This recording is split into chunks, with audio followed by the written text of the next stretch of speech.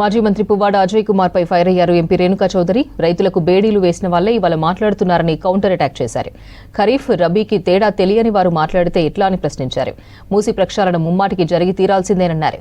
BRS లీడర్లకు ప్రజల మీద సానుభూతి ఉంటే సలహాలు సూచనలు చేయండి, స్వీకరిస్తామని, అడ్డగోలుగా మాట్లాడితే ఊరుకోమని వార్నింగ్ ఇచ్చారు రేణుకా చౌదరి.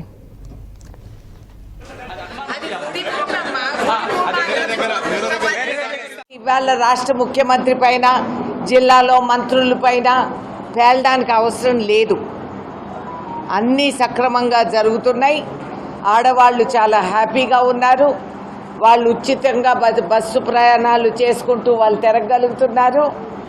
ఈ విధంగా సస్యశ్యామలంగా అన్నీ జరుగుతూ నూతన విధానం అవలంబించి రాష్ట్రాన్ని శాశ్వతంగా ఒక ప్రగతి దీనికి తీసుకురావాలని, ఈ రాష్ట్రం యావత్ భారతదేశంలో ఒక బెంచ్ మార్క్గా నిరూపించాలని చెప్పి ఆలోచించిన ముఖ్యమంత్రిని కావాలని కించపరుస్తూ ఈ విధంగా ఈర్ష్య అసూయతో వాళ్ళు ప్రవర్తించటం చాలా శోచనీయం.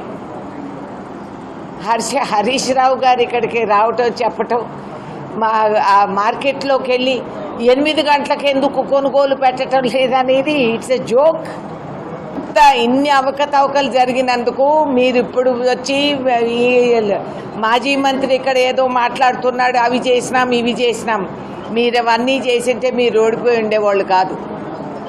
మీరు చేసింది మీ చుట్టాలకి, మీకు తెలిసిన వాళ్ళకి, ఇండ్లు ఉన్నోళ్ళకి డబుల్ బెడ్రూమ్లు ఇచ్చుకున్నారు. మీరు చెప్పిన డబుల్ బెడ్రూమ్లు ప్రజలకు అందలేదు, అన్ని మీరు కట్టలేదు. మీరు చెప్పిన మోసాలు, ఇక్కడ రైతాంగానికి వేడీలేసిన వాస్తవం మాకందరికీ తెలుసు. నేను స్వయంగా ఇంటింటికి తిరిగి వాళ్ళకి ఆర్థిక శక్తిని అందించి వాళ్ళ కేసుల గురించి కూడా మేము కాపాడుకున్నాం. ఈ విధంగా సమాజంలో ప్రతి వర్గాన్ని నానా హింసలు పెట్టిన కేసీఆర్ ప్రభుత్వం ఇవాళ వచ్చి ఖమ్మం జిల్లాకు వచ్చి ఇట్లా మాట్లాడుతూ ఉంటే జాలి కలుగుతుందంటే. మీకు అందరికీ తెలుసు, గతంలో కూడా ఎయిర్పోర్ట్ అనేది కొత్తగూడెంలో, ఎందుకంటే మనకి అక్కడ సెంట్రల్ స్కీమ్స్ ఉన్నాయి. మనుగూరు హెవీ వాటర్ ప్లాంటు, అలాగే సింగరేణి కోలిరీసు, ఇవన్నీ ఒక ప్రీ కండిషన్ ఎయిర్పోర్ట్ పెట్టడానికి మన దగ్గర ఉన్నాయి. కాబట్టి పబ్లిక్ సెక్టర్ అండర్టేకింగ్స్, వాస్తవానికి నేను చెప్పిన లొకేషన్ బ్రహ్మాండంగా ఉంది. అది కాదు అనుకుంటే పక్కన కూడా ఉన్న భూమి మనం కేటాయించగలుగుతామనేది వారికి తెలవపరచడం జరిగింది. అతి త్వరలో ఈ ఎయిర్పోర్ట్ మనం ఏర్పాటు చేసుకోవటం జరుగుతుంది.